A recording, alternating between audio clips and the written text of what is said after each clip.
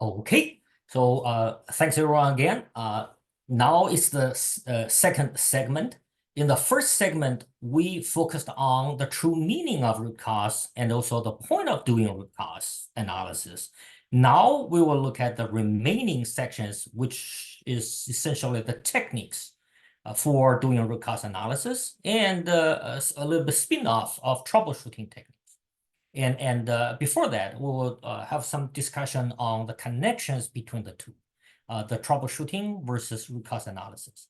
And very interestingly, at the end of the first segment, we already have a little bit of those discussion already, right? So definitely looks like there's a need and interest that people want to have a little bit kind of differentiation on that. Okay. So the connection between root cause analysis and troubleshooting. I mean, there are probably various ways to differentiate between the two. And the way I personally like to differentiate is this. I see the overall root cause analysis is split into two stages. And the first stage is equivalent to the troubleshooting. And then the second stage is a little bit deeper root cause analysis. And the difference is about the scope of the pursuit. The first stage focuses on what happened and typically where and how it happened. It's a little bit more tangible and in a way, a little bit more short-term oriented for quick turnaround. Versus the second stage focus on why it happens. It's more of a long-term oriented and going after deeper level causes. This is, I personally see the kind of connection between the two. And one thing I notice is sometimes the differentiation is a little bit more obvious kind of between the two stage. And sometimes it may not be very obvious. And in a way, it may be overlapping or gradually transitioning from root cause, from troubleshooting to more of a root cause in nature. So that's what I noticed. Again, sometimes the differentiation may be more obvious, and sometimes it's not.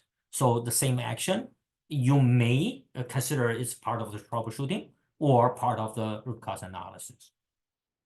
Okay, so this is how I see it.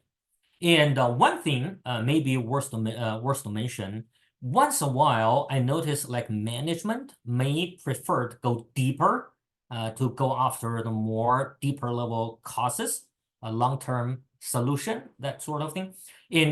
So that really need to consider the scope of the pursuit.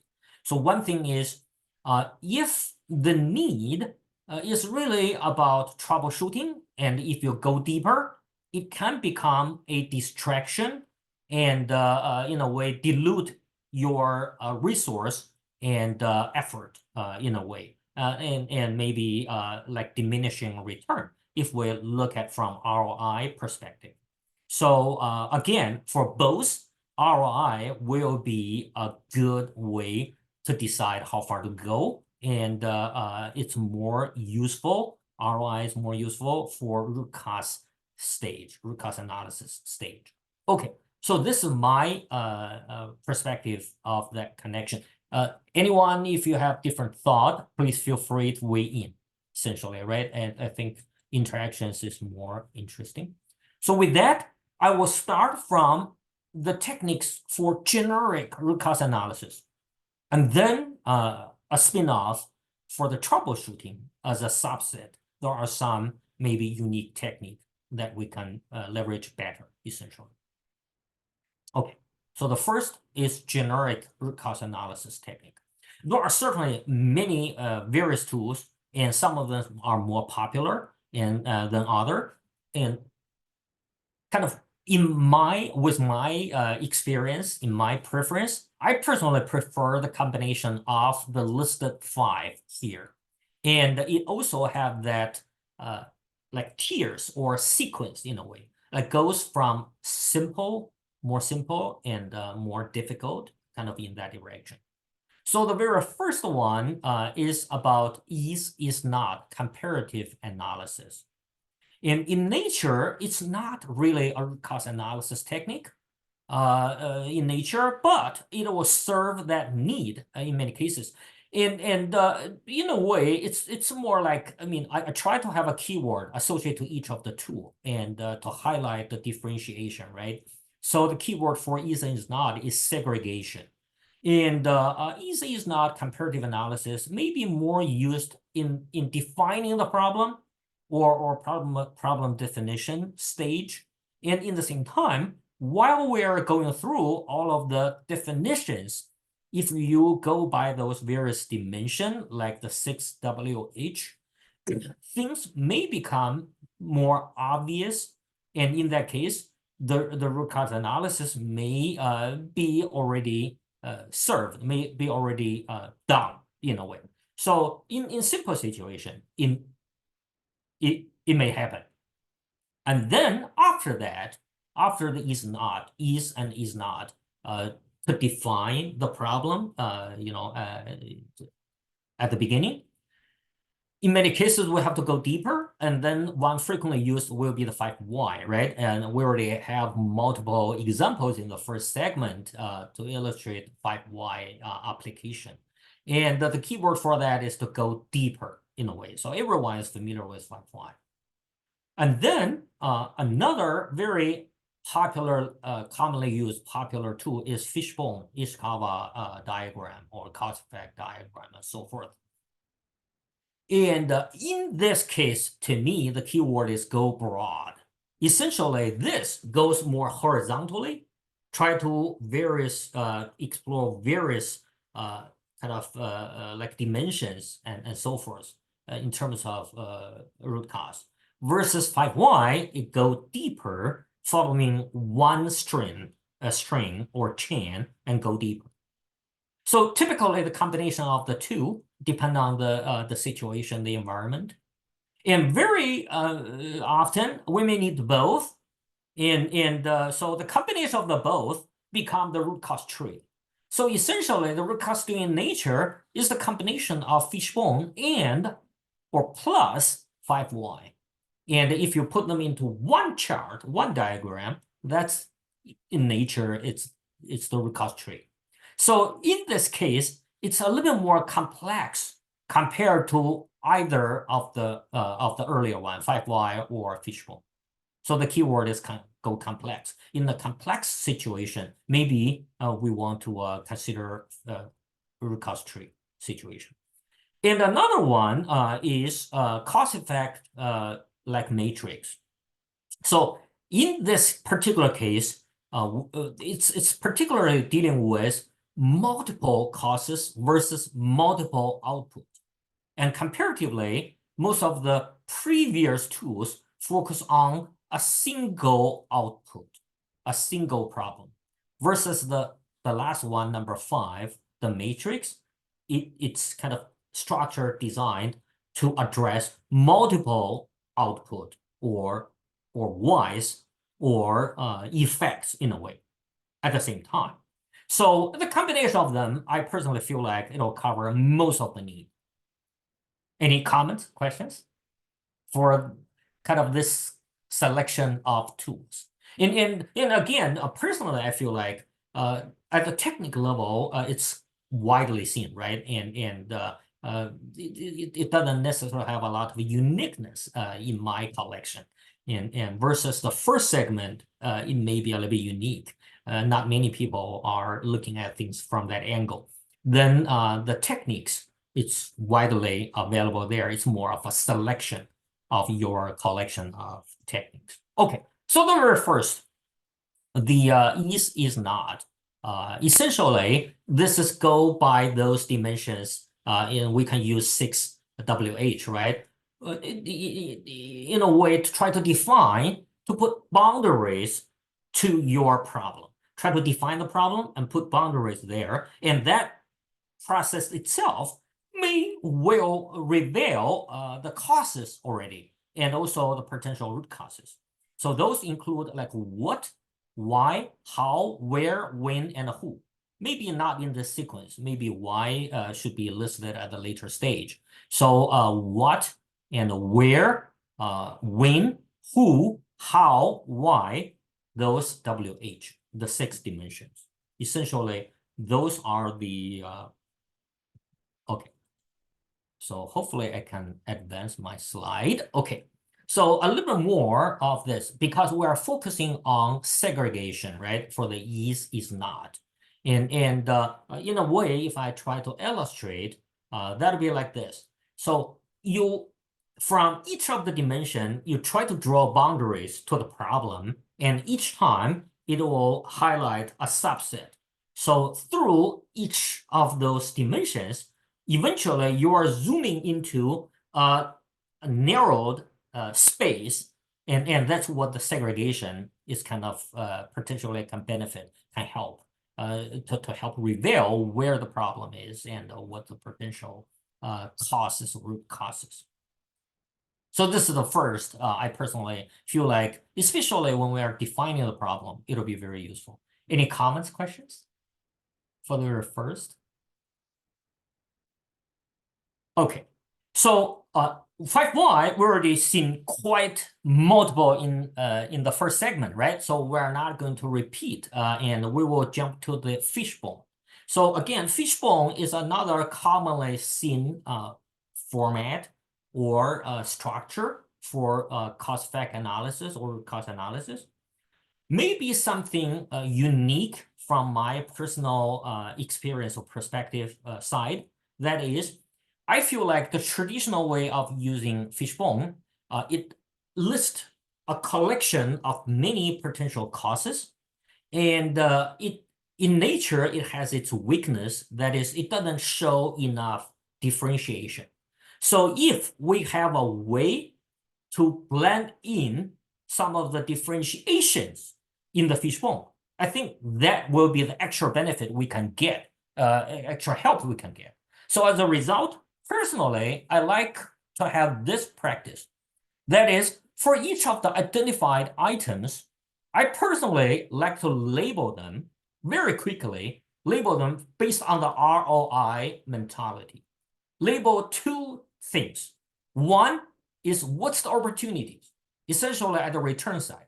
The other side, the other one is what's the cost, the potential cost of addressing that particular cost.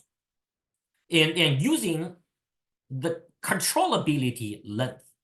And essentially, if we are able to add a little bit quick highlight or assessment to each of that, each of the potential causes, it'll be more visual to know which one give you better leverage from ROI perspective. And I personally even color code them. And for example, if it's high opportunity, high return, I will use red. And if it's like within control situation, I will use red color. I personally will color code. So that's the potential thing people can consider.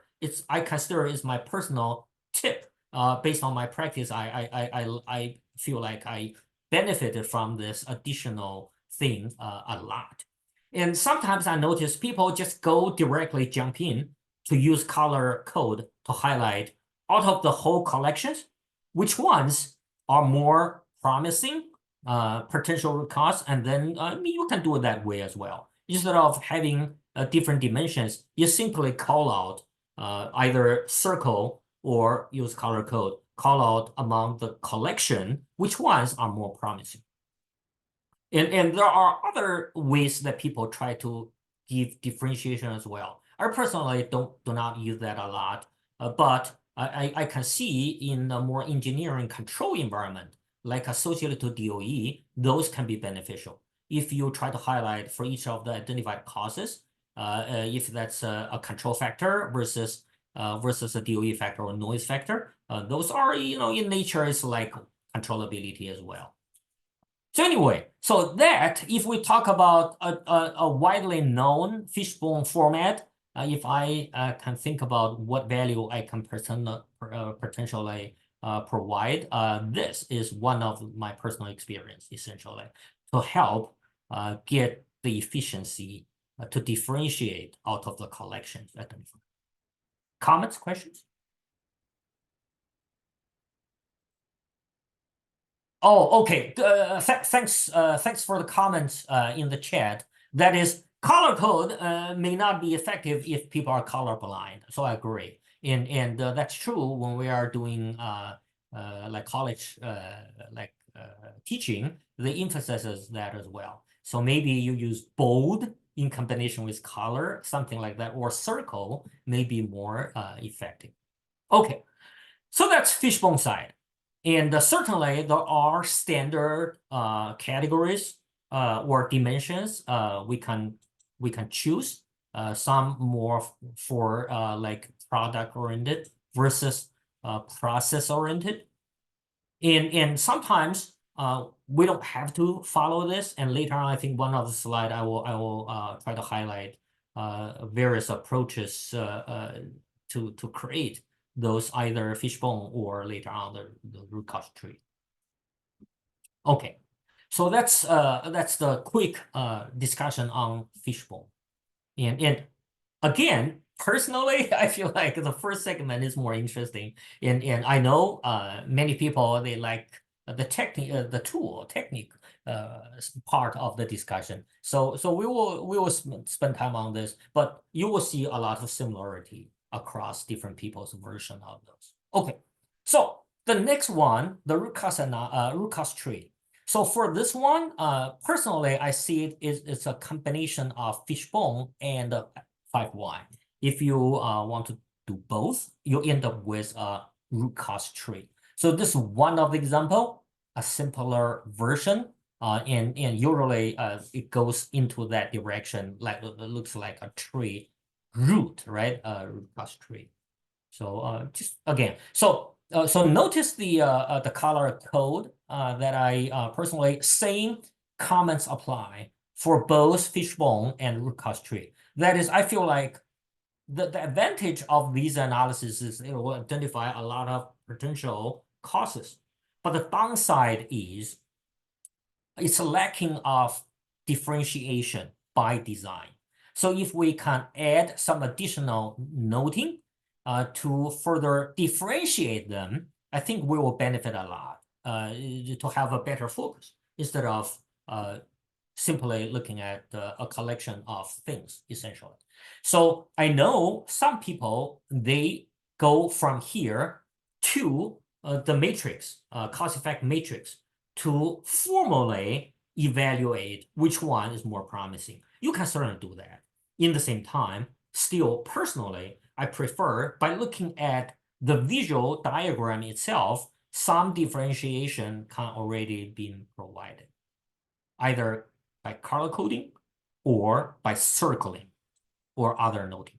Okay, so earlier is an example of a little bit formal structure. And in the same time, you see the mind mapping. Now there are a lot of free software online that can help us create that, develop that mind mapping visual, right? So this is a little bit more free flow root cause tree. Looks like a little bit more less structured, but in nature, it's a root cause tree, a mind mapping format.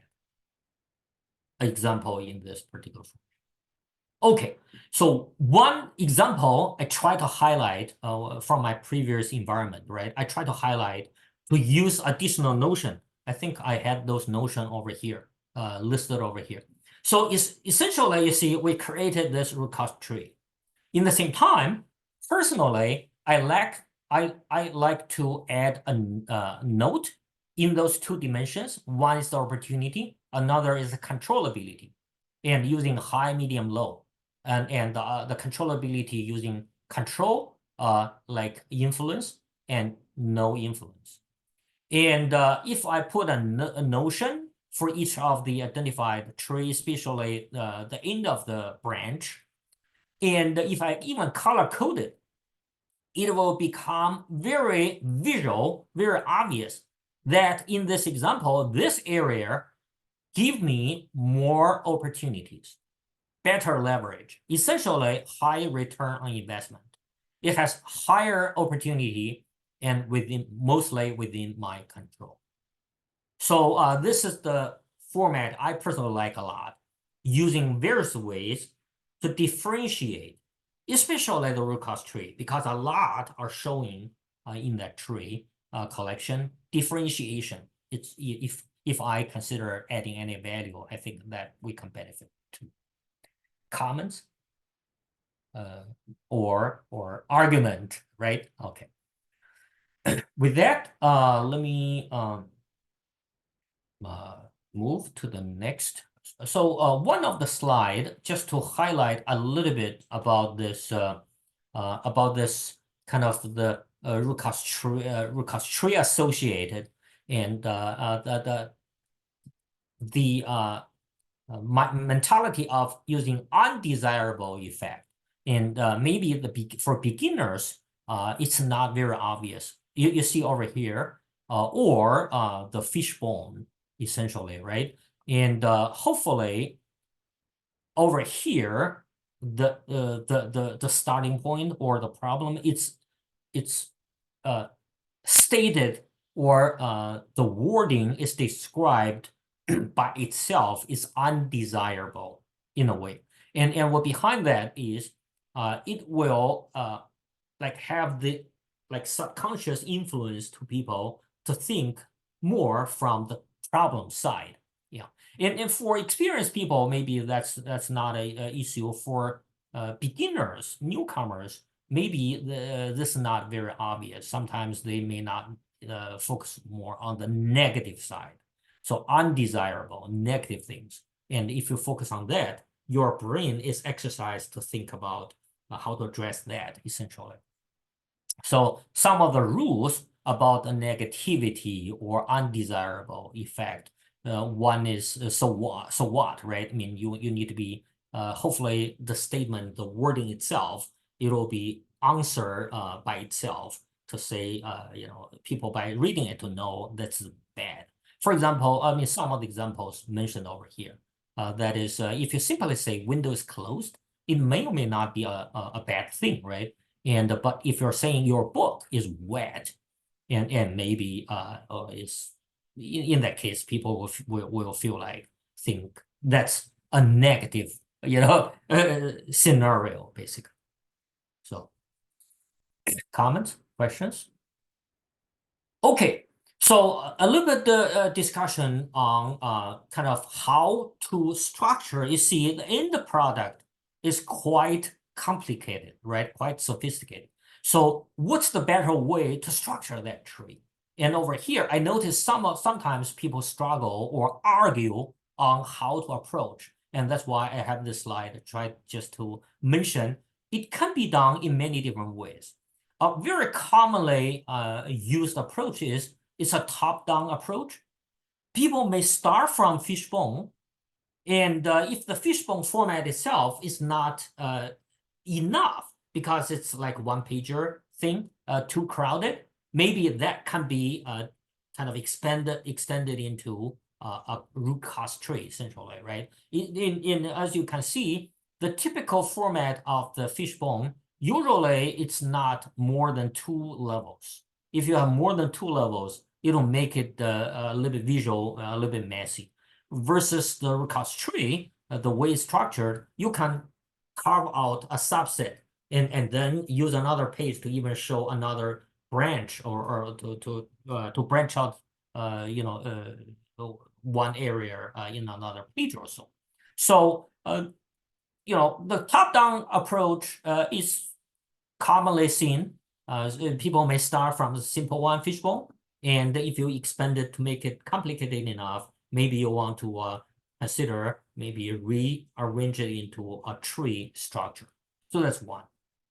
Another one is the 5Y, and in many cases, people already naturally doing multiple parallel 5Ys, and that's commonly seen, commonly used, and focusing on different things. But if this can be tied to a common negative effect or undesirable problem, and that itself, the combination of the several parallel 5Y is already a root cause tree. And another format is this mind mapping. Mind mapping is a root cause tree, it's just a free flow format. So that's the top-down approach. In the same time, it's also common to see people go bottom up. That is, people do a lot of brainstorming and then try to put structure to that brainstormed item through affinity diagram and structure. And that affinity diagram itself in nature is a root cause tree. And but in this case, you kind of go from the bottom individual item and try to find the common theme, and they all lead to one ending. So that's frequently seen as well. So it's again, if we go this direction, what at the top is more structured, and what at the bottom is less structured. But all of those are pretty common in terms of how to structure that. Comments? Questions? Okay. And then the last for the root cause analysis technique that I personally like to use. That is the cause effect matrix. Again, the uniqueness of this matrix format compared to all of the above is all of the above focus on a single negative effect, undesirable effect, or problem, versus cause effect tree is addressing multiple undesirable effects or multiple outcomes. So that differentiates itself and focus on the relationship between the two collections. One collection focus on the input, the other collection focus on the cluster of output. And essentially, if you try to identify the connection between each of them, you can aggregate through this cause effect matrix, and that's kind of the how this is designed to use, right? And typically, cause effect matrix have the weight. You can differentiate between different output. Some can be more important than others. And then if you try to associate the connection between each input and output and aggregate them, the weighted summation, and you get the total score, which is the impact of any single input against the whole cluster of the output.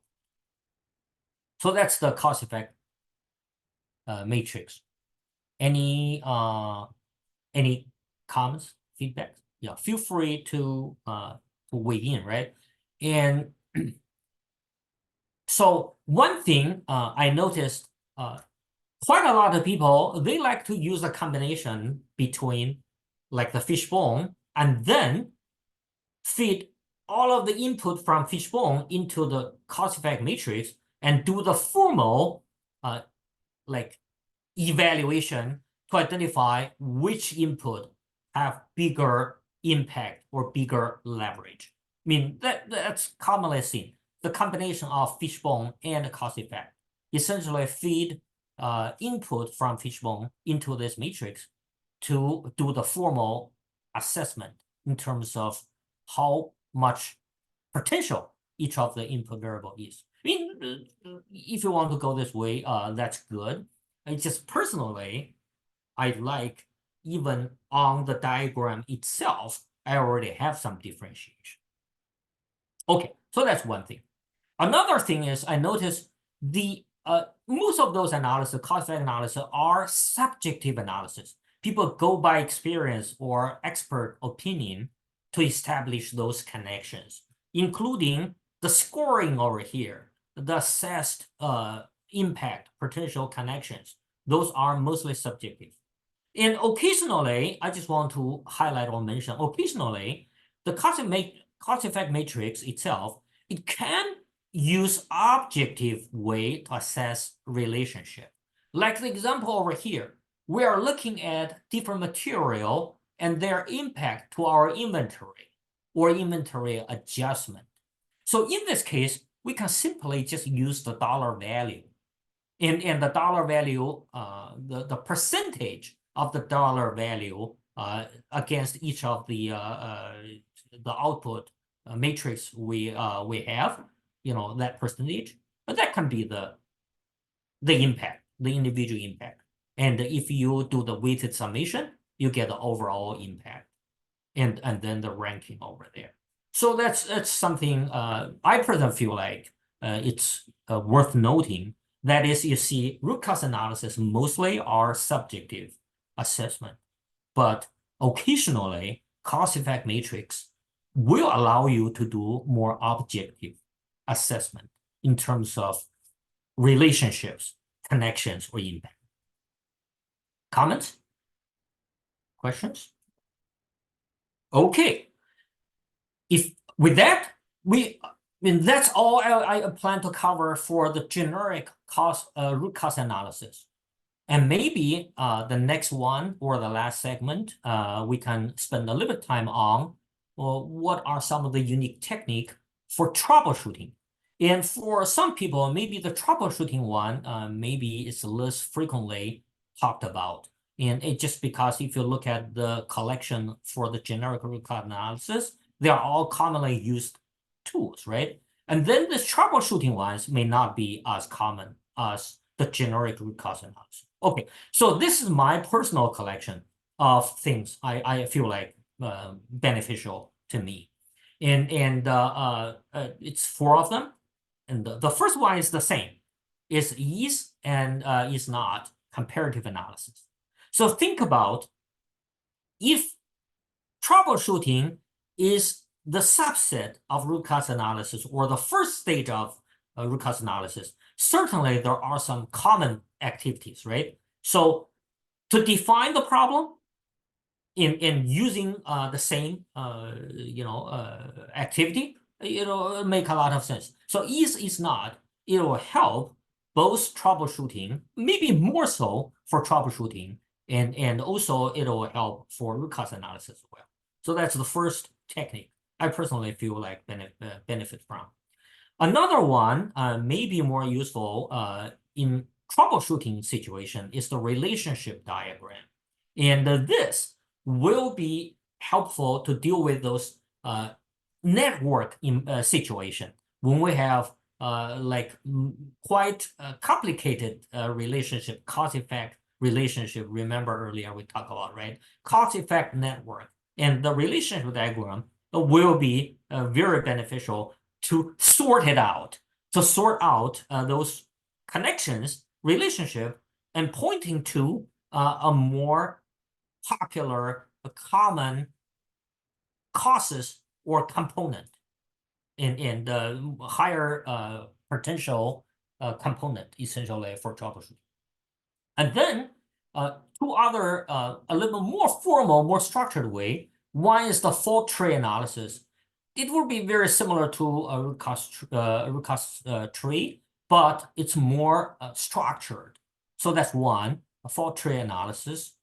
And another one is event tree analysis. So that's the 4 collection I personally like, prefer. So we'll take a look at them one by one. 3 of them, right? We already seen is not. So the relationship diagram, and I personally feel like this would be very helpful as a visual tool to sort out the relationships and provide a focus area. So as you can see, if a lot of arrows are pointing to, that's a higher potential area or component worth to evaluate. Or versus the other one, if a lot of arrows going out from something, that's another higher potential component to evaluate, to go after. So that's kind of relationship diagram, especially for those complex network type of relationships, right? This will help us to visually sort things out. Comments, questions?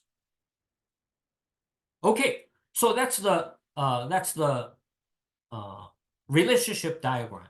Okay, so the next, the fault tree analysis.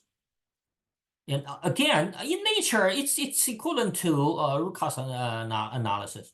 The difference is this is more structured and has more specific kind of component to use, and it enables the calculation of probability versus regular root cause tree is not as rigid structured, and usually people don't do probability calculation against a root cause tree, versus fault tree analysis will enable that part of the calculation to quantify the opportunity in a relatively more objective way, right?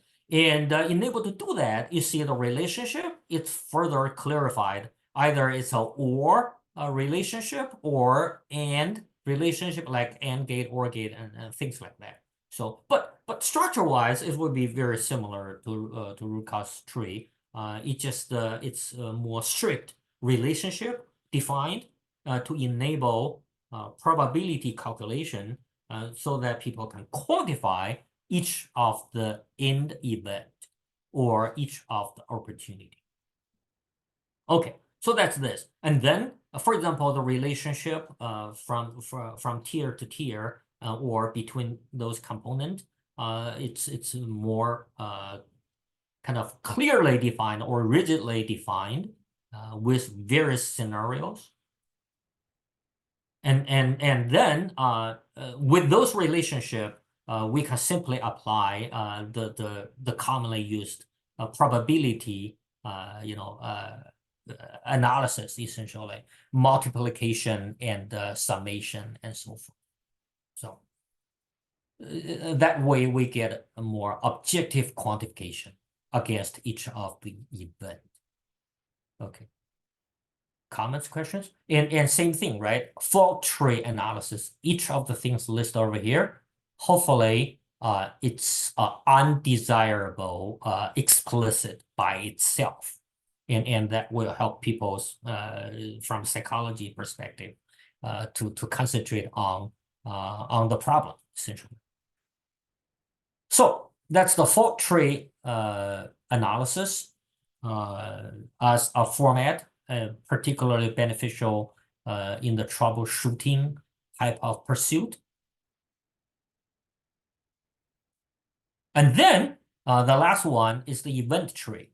So the event tree, it's similar to fault tree, but it's the opposite direction.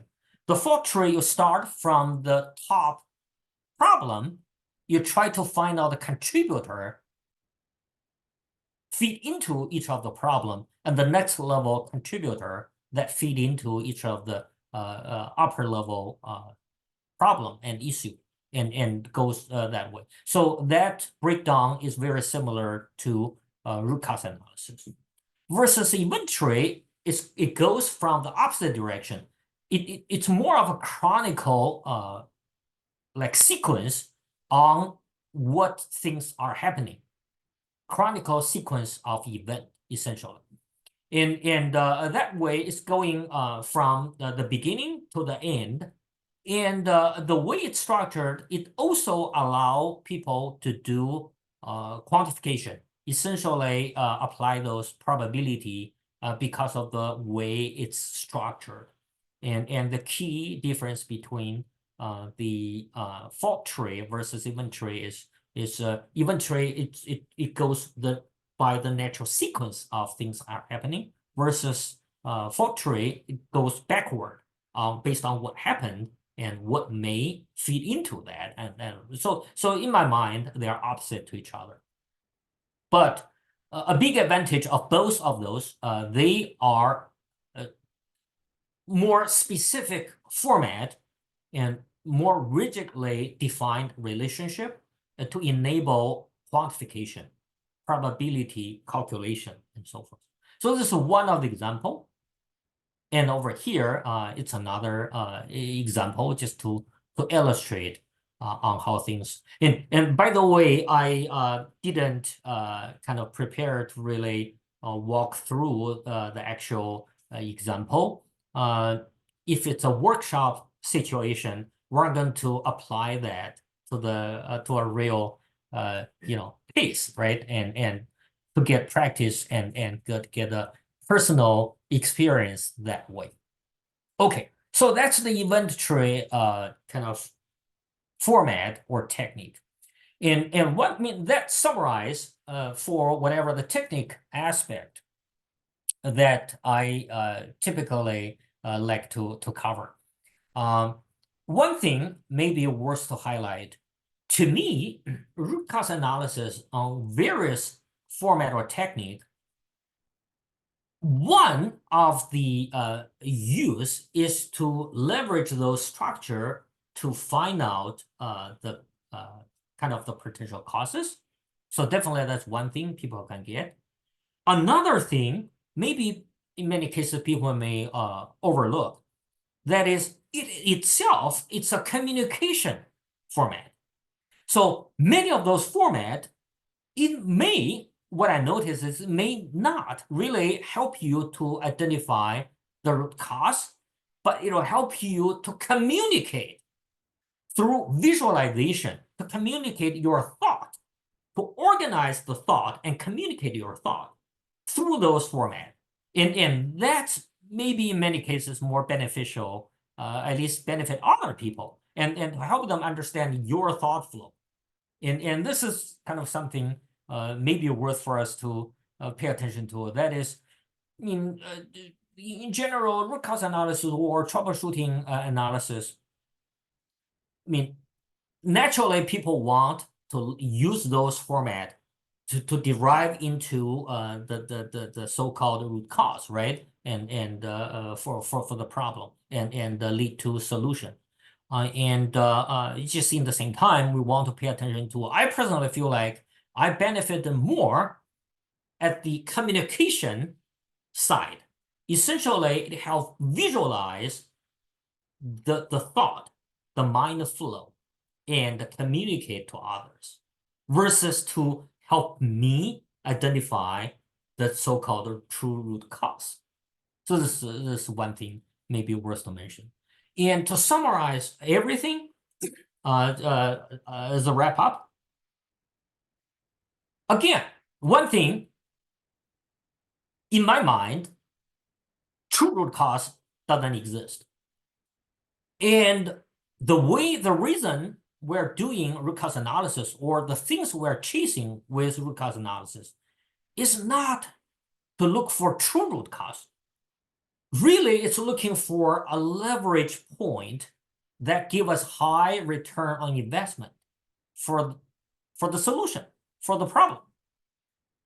And then there are various techniques can help us to accomplish that, both at the troubleshooting stage or at the cost analysis stage or scope.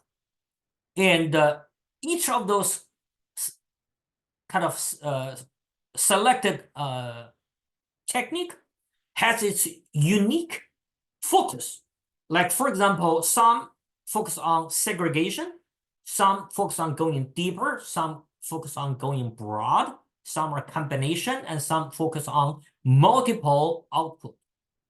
So each have their own unique area that can contribute more. And I personally feel like those analysis and those format or tools benefit more for the way that it helped me visualize the thought and communicate the thought, instead of helping me to go find out the true root cause or whatever the selection of that. So that's kind of to summarize my view regarding root cause analysis and also those techniques. What questions do we have? Looks like we have some time. We can entertain some of the argument or different viewpoint and maybe different collection of those techniques. Definitely, I'm going to those are stop not recording all, right? now, so people might feel more comfortable in asking questions. So, Yep. thank you, Gary, for all Yep. you've done. The recording is ending.